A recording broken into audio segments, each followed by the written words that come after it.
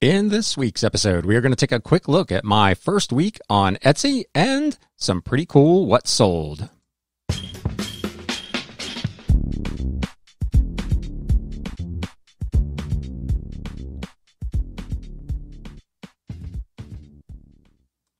What is up, Galaxians? Welcome to yet another installment of the Galaxy CDs Rocks and Flips Reseller Talk podcast. If this is your first time here, my name is Ryan and I am a full-time reseller, part-time YouTuber and podcaster working out of my home here in the greater Cincinnati area. And this channel, it's all about the flip life. If you were here last week, thank you for stopping by. You caught that I was adding a fourth platform to my reselling assortment, putting another arrow in the quiver, as it were, and I joined Etsy. So I thought I would take just a quick episode today to talk about how that first week over on Etsy has gone. And we'll take a look also at some things that sold over the last week that are not all books this week. So Etsy is an interesting platform. There is actually, I'm impressed. There's some really cool stuff, and there's some stuff about it that I don't really care for. So we'll kind of go into both of those things. If you are an Etsy seller, again, feel free to reach out with any comments or suggestions on how I can make my Etsy experience a better one. But so far, it hasn't really been too bad. At the 6-day mark, I hadn't sold anything over there, and then I popped a couple of sales, and so that kind of improved my mood on the whole thing a little bit. But let's take a look at some of the stuff, some of the reporting. I'm going to share some of my screens with you so you can kind of see what I've done and kind of what's going on in this first week, just to give you an idea of what's going on. If you hear Josie yowling in the background, she is very unhappy that I am down here doing this today. She, for whatever reason, is missing me, and she is up there just meowing like crazy. So let's get into this. So this is kind of the main Etsy dashboard, and I've got it kind of set to show us what I've done just in this first week. So if you're listening to the podcast, I'll try to explain as much of this as I can. If you're watching on YouTube, obviously, with the screen being shared, it's going to be pretty obvious what's going on. So over this first week, I have listed probably a little over 200 items total. Some of those have sold on other platforms. So my current listing total on Etsy is up to 195. As I talked about last week and in numerous episodes previously, this is something that I could not have begun to accomplish without the use of List Perfectly. So that has allowed me to continue to move new items that I list on eBay now to Etsy, and as has always been the case, over to Mercari, and also to move some of my existing inventory from eBay over to Etsy. And it has been terrific. I've been very, very happy with it in this first week. There is no possible way I could have done my normal 120 odd new listings, plus then added in Etsy as yet another selling platform without having List Perfectly along for the ride. So as always, if you are interested in adding something like that to your repertoire, there is a affiliate link in the show notes and the description below. You can use my code 634 and the link below. It saves 30% off your first month. I am on the middle tier, the business plan. It's $49 a month. My Mercari sales more than pay for that. And my Etsy sales, frankly, net came real close just in the first week, actually, of paying for that. So pretty pleased with that. I've had 188 total views out of 137 visits. So that means that 137 people have visited something in my store on Etsy, and then apparently looked at something else in my store, because I've got multiple views from a smaller number of visits, which was kind of good. I have 2 orders, as I talked about, which totaled $82.98. Both of those items actually made kind of my top what sold for the week, so that was pretty exciting. That is a much better average cost of goods sold here on Etsy than I normally experience over on eBay, where my average selling price is gosh, I don't know, $15 probably. So that was pretty nice. But anyway, this main screen kind of just shows you what's going on there in a snapshot. I really like that it has all of that information there. Really convenient. It shows if anything has been favorited or anything has been ordered. So pretty cool. I'm pretty pleased with that. I'll show you my payment screen here. Again, if you're watching on YouTube, obviously you can see it. If you're listening to the podcast, I'll try to explain. But it breaks out if I'm in the negative balance. Do I owe any money? What have I had in sales? You'll notice here that the sales figure actually differs from what was on the other screen. That's because the shipping is included here and tax. So $89.36. It's got all my fees broken down. You'll see here it has a tab for marketing, which is the Etsy offsite ads program. Now, I know a lot of people were not happy about the offsite ads program, and the commission on it is pretty steep. It's 15%, which is a pretty big number. Etsy's normal fee, as I'll show you here in a minute, is like 6% or something like that, and then they get another percentage on top of that for their payment processing, but it's still, generally speaking, less than it is on either Mercari or on eBay, unless it sells through this offsite ad program where they get you for an additional 15%. It's not 15% total, it's 15% on top of. So it ends up being 21+%, which is pretty stout. Theoretically, this is a sale that you maybe would not have made otherwise without them committing to that ad for your product. I feel actually, as a brand new seller, no feedback, 100 plus odd listings, but no history with Etsy, that they chose an item of mine to, and I'm sure there wasn't like somebody in in an office somewhere like, oh, well, let's put that on there. But their algorithm picked this item for an offsite ad, even though I'm brand new, and it generated a sale. It was actually the first sale I had over on Etsy. So, and like I said, I'll show you what that is here in a little bit. And then it shows what I've spent on shipping, which in my case, I imported everything over to Pirate Ship and shipped over there rather than using Etsy's shipping. So we'll see how that goes. And you can see that I have a current balance, which is positive $34.09, which, all things considered, I am super, super excited about, because I have listed, like I said, 200 plus items, and the listing fee for each of those items is 20 cents a piece. So I've spent over $40 just in listing fees alone, and I've made enough net to come out ahead at the end of the first week. So pretty stoked about that. It's not big money, but I said last week when I went into this thing, if I could get to the point where I could make $100 to $150 a week over on Etsy, I would consider that a win, and it's plus income. So we're off to a pretty good start. Here is kind of their accounting screen. Again, if you're listening to the podcast, maybe you should jump over. Check out the YouTube. But in any event, you can see there's every time you list something, it hits you for this 20 cents. So it's 20 cents, 20 cents, 20 cents. They don't like accumulate them and then bill you at the end of the month. They actually hit that account line immediately.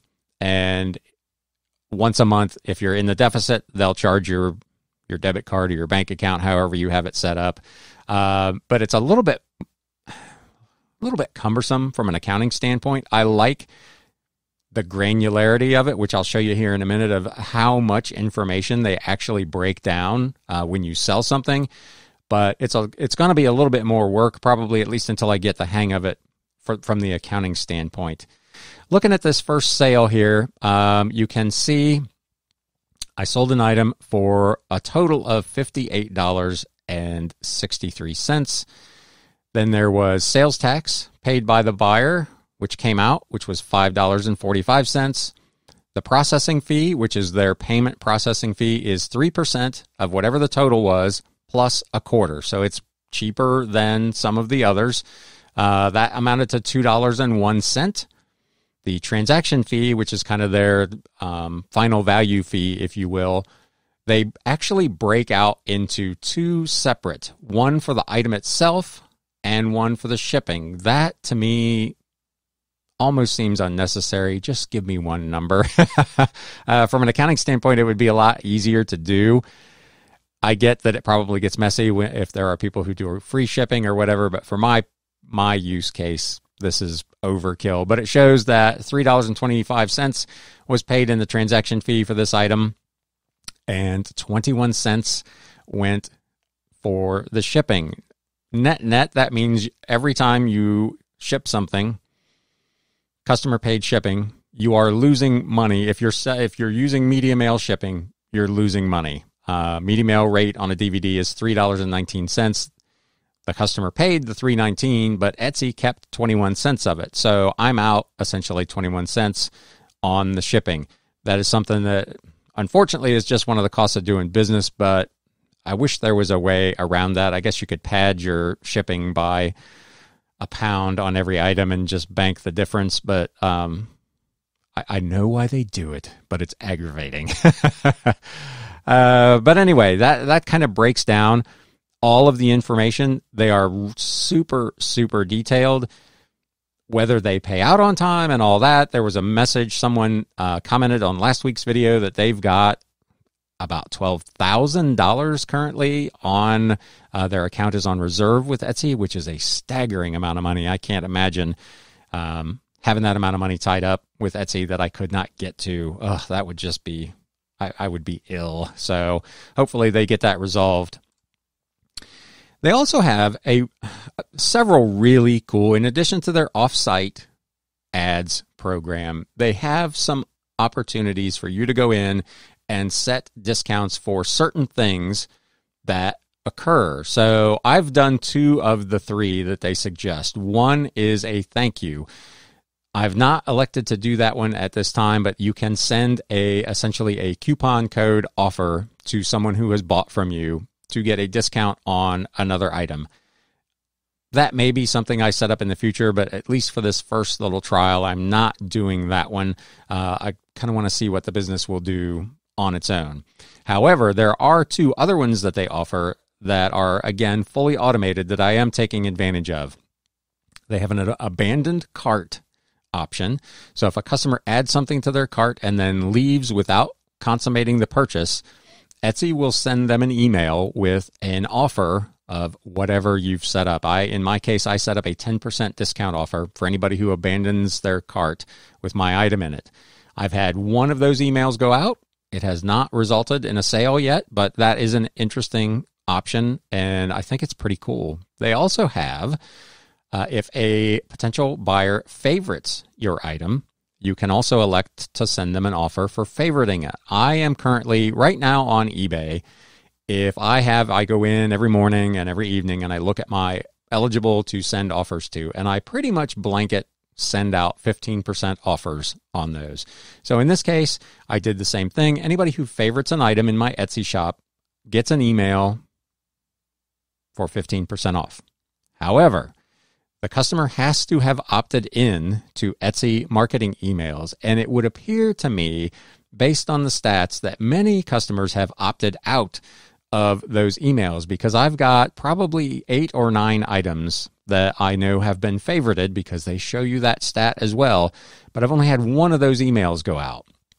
So I'm not quite sure how effective these programs are going to be, but it's really cool that it is something that they offer, and I'm going to take advantage of it and see what it does. So it saves you having to kind of do the manual process like you do on eBay when you go into your seller hub and look at anybody that's watching your stuff and send them an offer. This just does it automatically. So I really like that. I know on eBay, I think you can set, like once you've sent an offer, you can engage that to automatically do that for that item for anybody else that likes it. But this just blanket does it for everything, which I thought was pretty cool. So all in all, week 1 with Etsy, for the amount of time and effort I've spent on it, which is fairly minimal, transferring listings through List Perfectly.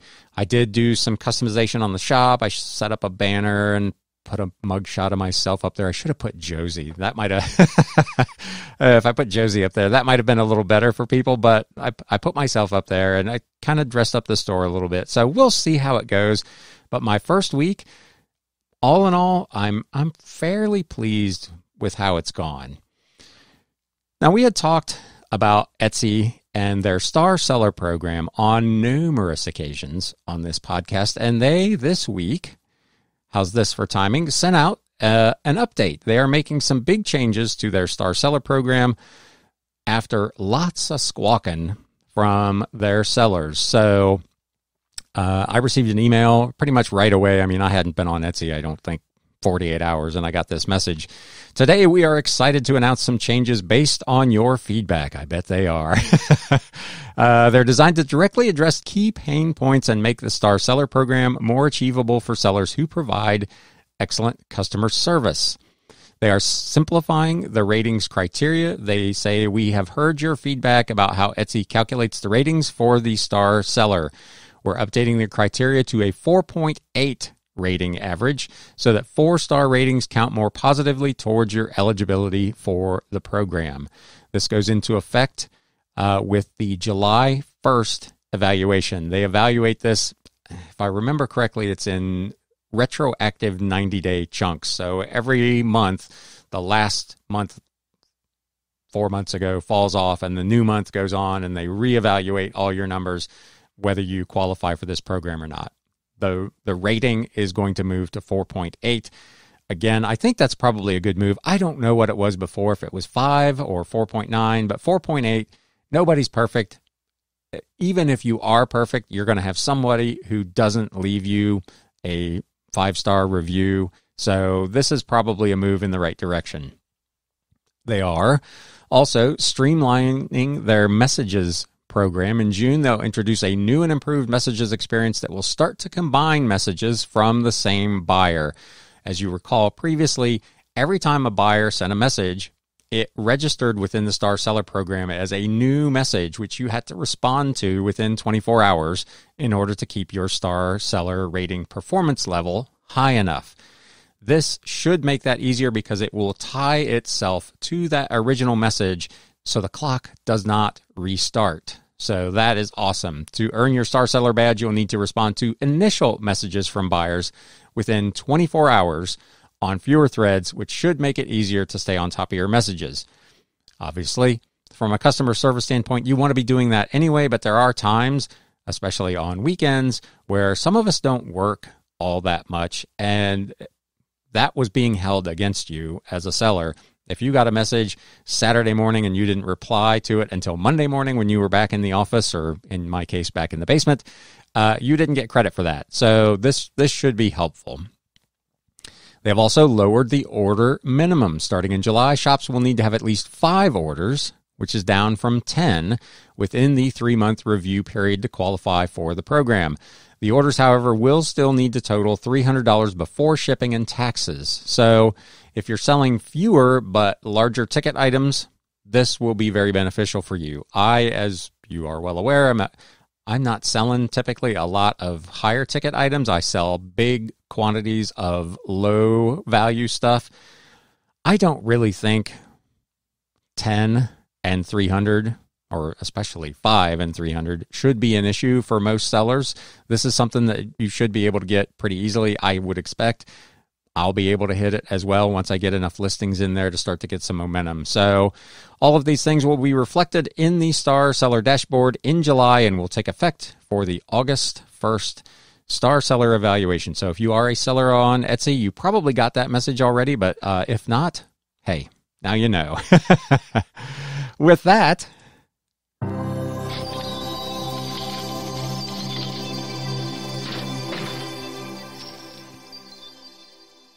let's do a quick run through of some stuff that sold since we last got together. This will be a little bit of a mix and match. I got a couple, like I said, from Etsy, and I think the rest of them are from eBay. This first item, I picked up actually 2 of these at an estate sale for 50 cents a piece. It was a really nice looking frosted glass beer mug for the USS Guam LPH9. These were from 1996. It was gold and kind of embossed on this mug. It had the ship, the U.S. Navy SEAL, some helicopters. It was a really cool looking mug. And anything Militaria generally does pretty well. I was able to get these for 50 cents a piece. I listed them for $29.99 or best offer plus customer paid shipping. I had a gentleman reach out and offered $25 for one. I took that offer and sent it to him. He liked it so much, he bought the other one about a week later. So I sold both of these things for the $25 plus shipping over the span of about 8 days to the same buyer. So $50 worth of sales out of a dollar's worth of investment in a couple of mugs. So don't, again, if glassware is not your thing, if mugs aren't your thing, then don't look at them. But military, Navy SEAL mugs, Army mugs, Air Force mugs, all of that stuff I have done fairly well with. So these were pretty cool. This individual who bought them had actually served on this particular ship, and I believe he sent me a message. I think he even said he was on the last cruise for this particular ship before it was decommissioned. So that's a pretty neat little story. It's not an episode of the Galaxy CDs Rocks and Flips without selling some religious books. The Following of Christ in 4 books from Thomas Kempis. This was from 1951, was from the Catholic Book Publishing Company. It was a leather-bound, pocket-sized book of religious stories. I picked this up in a bulk buy at an estate sale. I probably had maybe 25 cents in this thing. It sold on Mercari for $32 with free shipping. Now, you may recall I've said over the last several episodes that I'm not doing free shipping, and I'm not over on eBay or on Etsy. However, on Mercari, in order to ship on your own, which is the way I want to do it, I don't want to use their labels because they're a pain to deal with. They don't print on my thermal. It's just a nightmare to deal with. So I offer free shipping, and I just add in $4, $5, $6, whatever I think the shipping is going to be on an item to the selling price to get to free shipping. So this particular item would have been listed on eBay, for instance, for probably $28.99 plus customer paid shipping, which would have been $3.19, which would have got it right around $31, $32. So that's kind of how I'm doing that. All of my listings, with very few exceptions, on Mercari are free shipping. If it's something big enough that's got to go out priority mail, I generally will use their shipping for that one-off because they are pretty cheap on that. But that's how I handle that for those who might have been interested. Here is my first ever Etsy sale. I'm so excited. This was a record, DeBarge, All This Love from 1982. I was at an estate sale last week. They had a bunch of records. Most of them were garbage, but I found a couple in there that I thought were pretty good. This is one of them I picked up. I paid $2 for this, which is more than I like to pay for my records, but it was in really great shape. The cover was in good shape. The vinyl itself was pretty much near mint. So I took a flyer on it. I bought it for $2. I listed it everywhere for $32.99 plus customer paid shipping.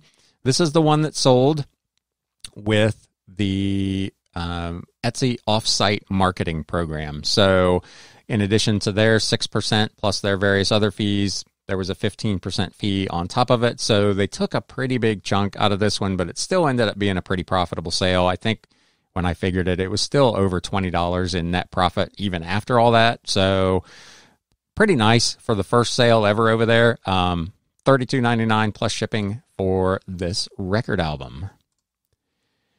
This was another cool set. Marty Stouffer's Wild America, the complete series 12 DVD set. Now, this was at an estate sale, 2 weekends ago, and they had the slipcase, the box, had actually been unsealed, but none of the 12 DVDs had ever been opened. So all the DVDs were new. So I sold this as DVDs, new and sealed. And I explained in the description that the box had been opened and did have some wear, but the discs were brand spanking new. I had this thing listed for $49.99 or best offer plus shipping. I got an offer of $44.99. I own it for, I bought so much stuff at that sale, and she gave me such a great deal. I think I own it for about 35 cents. So that's a really nice flip. So that's one to be kind of on the lookout for if you can find the whole set. You're probably not super likely to find them new and sealed, but if you do, that's not too terrible. Another Bible. This is one that I picked up at an estate sale for $1. This was a gray leather King James Version large print encyclopedic reference edition. That's a mouthful. A lot of these kind of specialty Bibles, not just your regular generic King James Version with nothing special. Those can be worth okay money, but if it's a red letter edition, a reference edition, concordance, any of those kind of additional features, some of those Bibles can bring pretty decent money, and especially if it is in kind of an unusual color. This was gray leather. Most of them you see, they're either black or burgundy. So this one was gray. It lasted less than a week. I had it listed, I think, for $52 or $54.99. This was one that fell into eBay's send offer eligible. I sent out an offer for 15% off and sold it for $46.74 plus customer paid shipping. At that same sale, I picked up a blue one. It did not have quite as many features, but because it was blue leather, I picked it up. I sold that the same day for $19.99. That was another $1 pickup. So again, if you're not a book person, you can ignore this advice, but religious books and Bibles can bring pretty solid money. Here is the second of my Etsy orders. This one I was super excited about because I have had this DVD for a long time, and I was probably asking too much money for it, but nobody else really had them, so I figured sooner or later someone would come along and snap this thing up. Little did I know that it was going to end up being on Etsy. The Weird Sisters, W-Y-R-D Sisters, from 1996. The DVD actually came out in 2000, was from Terry Pritchett's Discworld. I don't know what any of that means, but when I looked up comps for it, this was kind of the range that it looked like it should be in. $49.99 plus customer paid shipping. So this was part of a big lot that I purchased for, I think I own these for about 65 cents a piece. So this was a really nice flip, other than it took an inordinately long time. I've had this for over a year. So, but $50, we will definitely take it. And now your flip of the week. This was another one I picked up last week. I've talked about how I don't do a lot of electronics because I don't necessarily like the process of testing and hooking them up and then packing them and shipping them. It's just, sometimes it's a lot more drama than it's worth. And some of these things, they don't really always sell for that big of money. You're paying $15, $20, $25 to flip something for $50 or $60, and it takes a tremendous amount of time and effort to get it ready to sell and pack and ship. So a lot of times I just ignore these things. However, having sold electronics in a previous life, I recognized when I walked into this sale that an AdCom unit was a fairly unusual piece. They had this GTP 400 preamp processor AM/FM digital tuner. They were asking $29 for it. How you come up with $29, I don't know. Just make it around $30, but $29 is what they wanted for this thing. And I looked it up, and broken, non-working for parts, they were selling for $80 to $100. So I took a chance on this. I plugged it in. The lights came on, but I couldn't test any of the inputs or outputs to make sure all that stuff was working. Several of the ones that I looked at when I was looking at this said that the output, the preamp output, actually was not working. So it sounds like that might be a common problem with this, but I took a chance on it for that price, brought it home, cleaned it up, hooked it up to my unit back here, and tested it, and everything worked. So I listed this thing at $229.99 or best offer.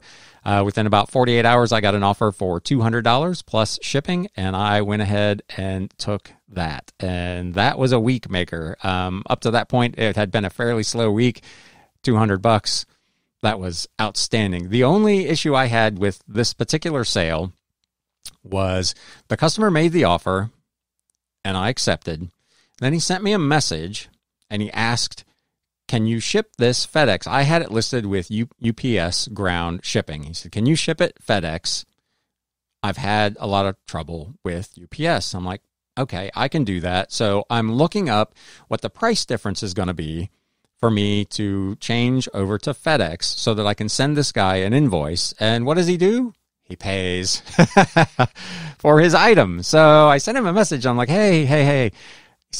In this particular case, it's only a few extra dollars, so I'm just going to go ahead and do it. But in the future, if you're going to ask for a shipping method other than the one that the seller has posted, you might want to ask them about that, A, before you make your offer, or B, before you pay for the item, so we as a seller have an opportunity to charge you for the difference.